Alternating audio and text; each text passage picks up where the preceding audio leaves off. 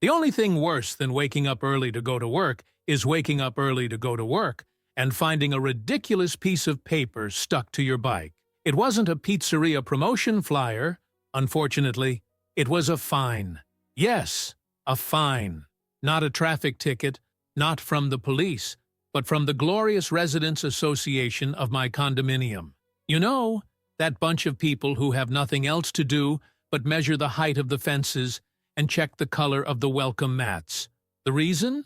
My bike was making excessive noise. Now come on, my bike is powerful, yes, but noisy? It has an exhaust that complies with the regulations. It's not a drag racing contraption that sounds like thunder tearing up the asphalt. And even if it was, what's the problem? The neighbor next door has a dog that barks as if possessed by the spirit of a police siren, and nobody says a word. But oh, my motorcycle starts up, and that's it. You're disturbing the neighborhood. The fine, signed by the distinguished lady president of the HOA, was accompanied by a warning that if the problem wasn't solved, I could face greater penalties. I could even hear the woman's voice as she read, "We are committed to maintaining a harmonious environment free from unnecessary noise disturbance." Harmonious. In the same condominium where neighbors settle everything by shouting, where teenagers party until 3 in the morning, and where the HOA itself has organized meetings with speakers blasting throughout the neighborhood. But my bike was the problem. Right. I took a deep breath. Maybe this was just a mistake. Maybe someone was in a bad mood and decided to take it out on me. So I went there, like a decent citizen, to try to solve it through diplomacy. I walked into the HOA office in the condominium, one of those places that smells of stale coffee and useless paperwork, and there she was, sitting behind the desk, with that look of someone who thinks she's the sheriff of a small town in the Old West. I calmly explained that my bike was up to standard, that I'd never received any direct complaints, that there were far worse noises out there. She listened with a forced smile, the kind you know is coming before an answer that will annoy you. And then came the pearl. Unfortunately, the rules are for everyone. Oh yes, for everyone. Of course they are. But only if it's a very selective everyone. The kind that doesn't include the neighbor's son who thinks he can practice drums at 7 in the morning.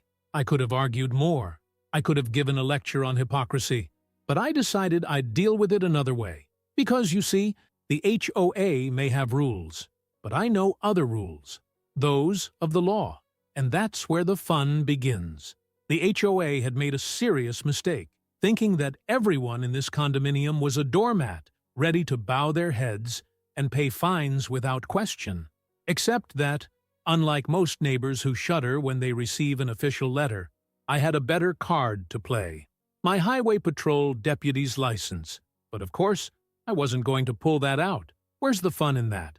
After my productive conversation with the Supreme Commander of the Association, I could simply have appealed the fine with rational and legal arguments. But rationality and common sense were not the language spoken in this place. So I decided to give space for the inevitable theater of the absurd to unfold. Over the next few days, I made a point of continuing with my normal routine. I left for work at the same time, started the bike in the same way, and respected all the traffic regulations. But now I was paying more attention. And that's how I became aware of the real spectacle of hypocrisy that was taking place in the condominium. First, there was the guy in House 42, who had a pickup truck with an open exhaust that made a thunderous noise when he left at 5 in the morning. No fine, no warning, nobody even blinked. Then there was the wonderful HOA president herself. Ah, yes, the same woman who thought of herself as the guardian of peace and sound order in the neighborhood. Every morning at 7 a.m., she would drive out in her giant SUV and stand in the garage for at least 5 minutes, engine running, while she checked something on her cell phone. The engine wasn't exactly silent, and the deep rumble echoed between the houses. But who was going to give her a ticket? She herself? Best of all, once a week there was what I can only describe as a lawnmower convention. It was a noise festival, with neighbors and contractors turning on brush cutters, leaf blowers, chainsaws, and anything else that emitted a hellish sound. But that was okay, because apparently noise was only a problem when it came from something she personally didn't like. I let this antics continue for a few more days. The deeper she sank into her own hypocrisy, the better the impact of the fall. Then, one fine day, I made my move. As a road police delegate, I have access to some interesting resources. One of them is the ability to verify traffic complaints, reports of public disturbances, and other infractions related to road safety. So, I went for it. It didn't take long to discover that the entire condominium already had a history of noise complaints. And guess what? Many of them involved exactly the situations that the HOA conveniently ignored. But the most beautiful thing came when I decided to pull the file on our dear president. Nothing too illegal, but a few interesting things popped up.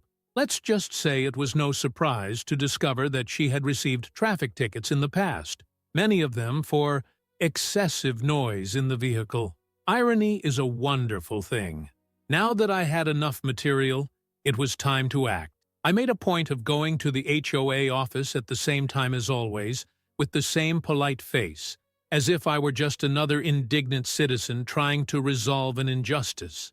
This time, when I walked in, she already looked at me with that expression of boredom mixed with an air of superiority. "Ah, you again. Look, if you've come to complain about the fine, you already know that the appeal can be sent in writing." I smiled, but not that smile of someone asking for a favor. It was the kind of smile that says, "I know something you don't know." "Actually, I just wanted to ask you a question. Are you sure that my motorcycle is the only noisy thing in this condominium?" She gave me that look like she didn't like where the conversation was going. "The rules are for everyone," she answered again. "Right. So why hasn't the truck in House 42 ever been fined? Or the lawnmowers on Wednesdays?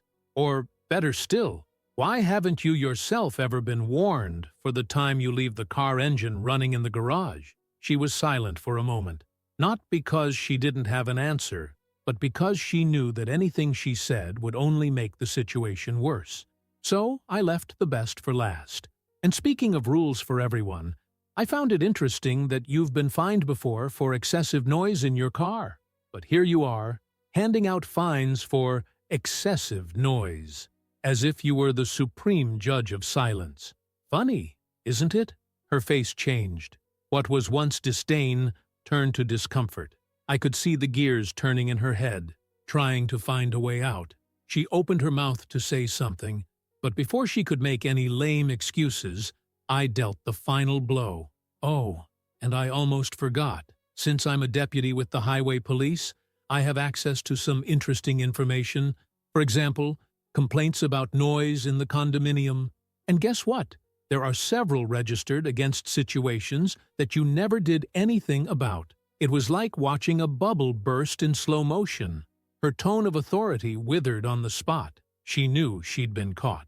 This has nothing to do with the case of your bike," she tried to argue, her voice a little shakier. "Oh, yes, it does. Because if the rule is for everyone, then it's for everyone, not just who you choose to punish." Her silence was all I needed. She knew she was at a dead end, but the best was yet to come.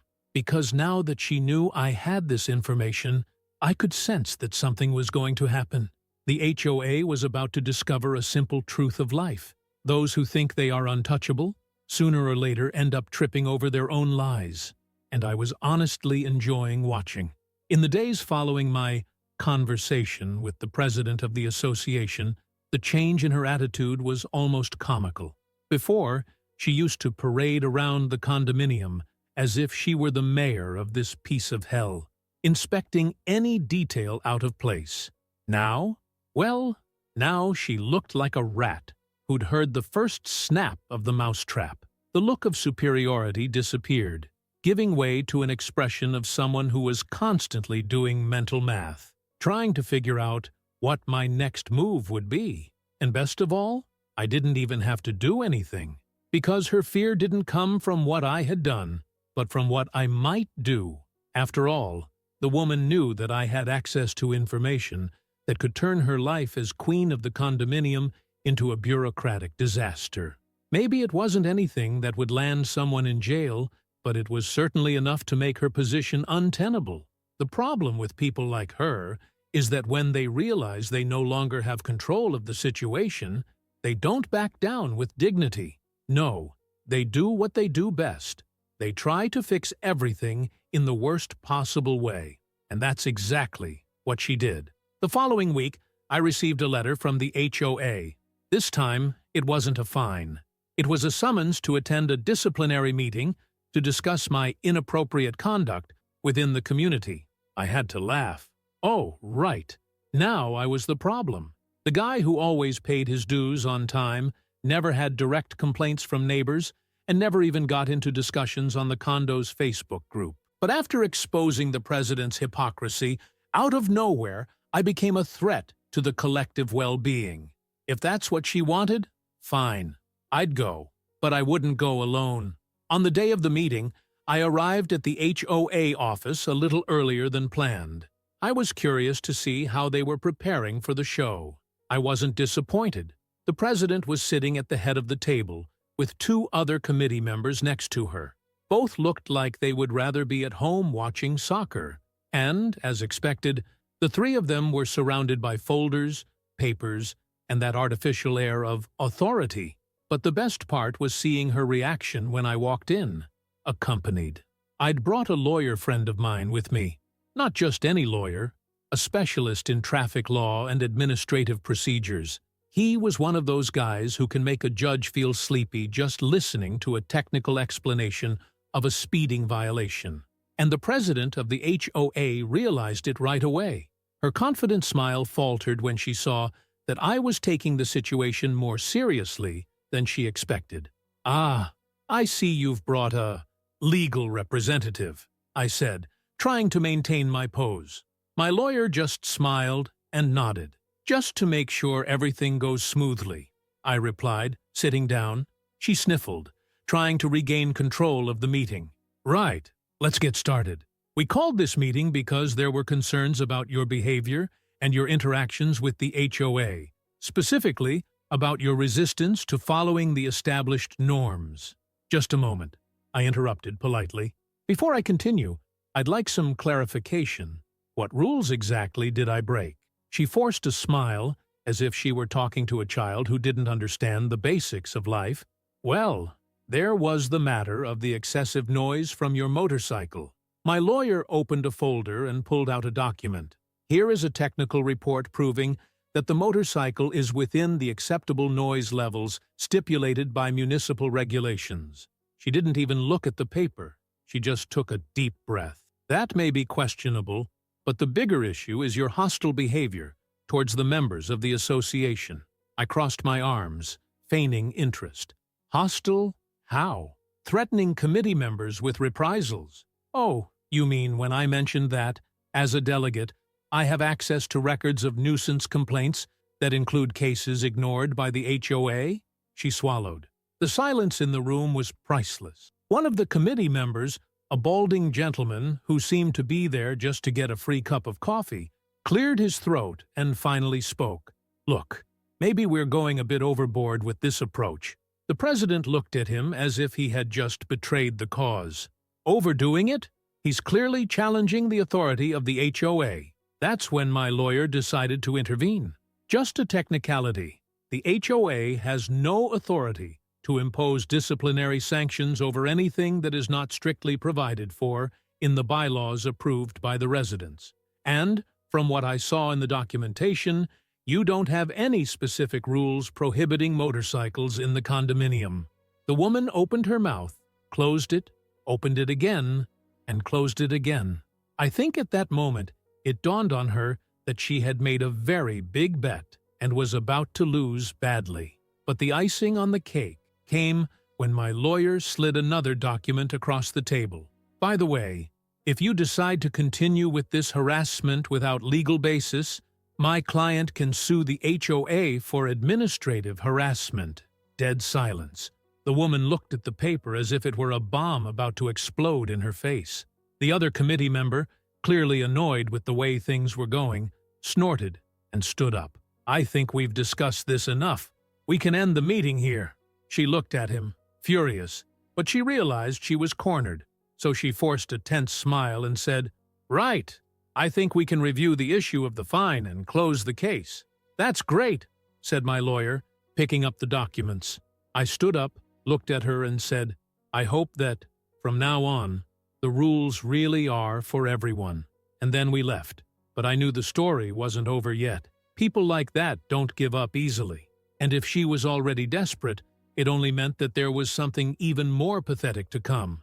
If there's one predictable thing in the world, it's the desperation of someone losing control. And the president of the HOA was at exactly that stage.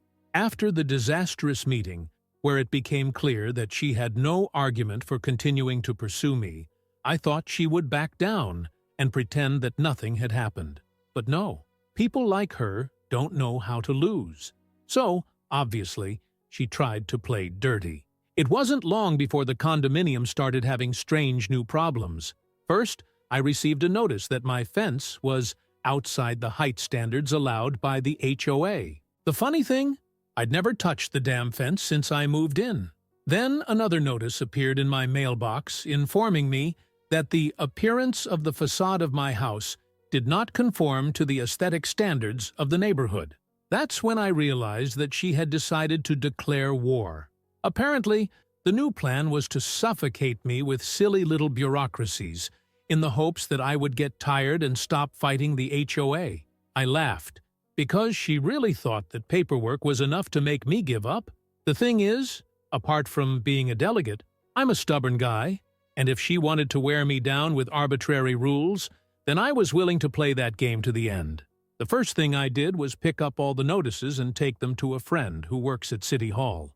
He took a quick look and burst out laughing. "Dude, your fence is perfectly within city regulations. There's no validity to this. That's great. One less problem. About the non-conforming facade?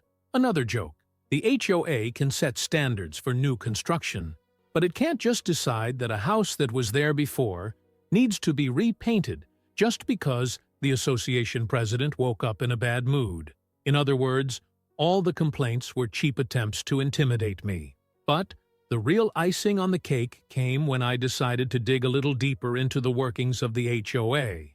You see, most of these homeowners associations need to be accountable for how their dues money is used. But what happens when you start to look closely at these figures? Well, interesting things emerge.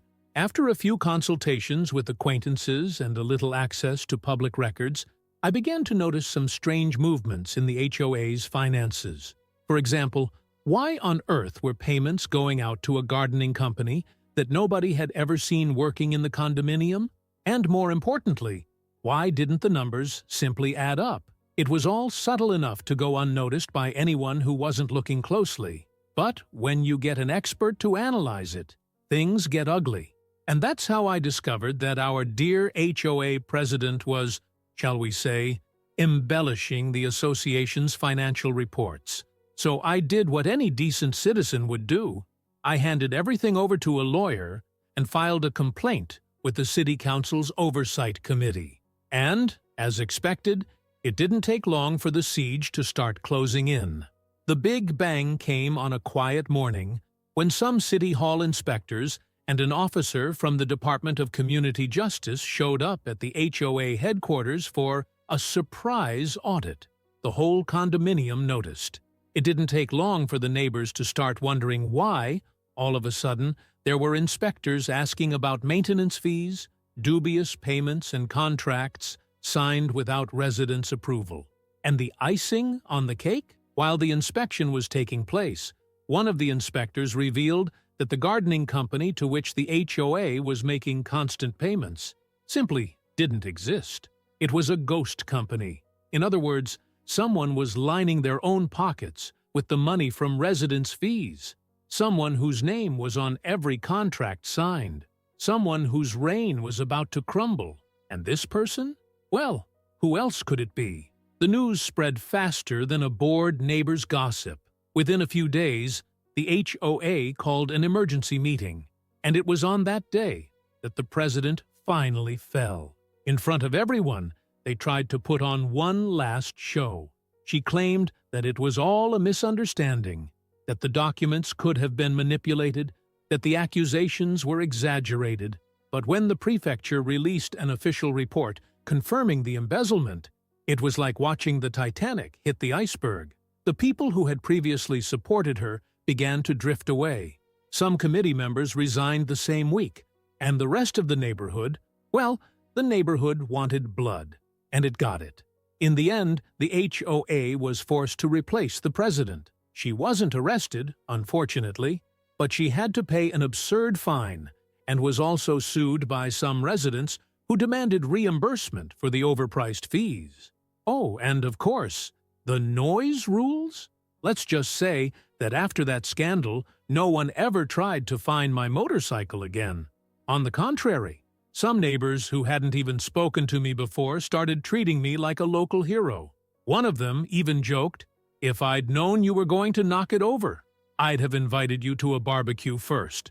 But the best part? It was the look on the former president's face, weeks later, when we bumped into each other in the street. This time, there was no arrogance, no superiority, just anger. Anger at having lost. Anger at having been defeated by someone she thought she could control. But the problem with people who think they can boss everyone around is that, one day or another, they meet someone who won't put their head down. And in this condominium, that someone was me. And what would you do if you were in my shoes? Leave your opinion in the comments below.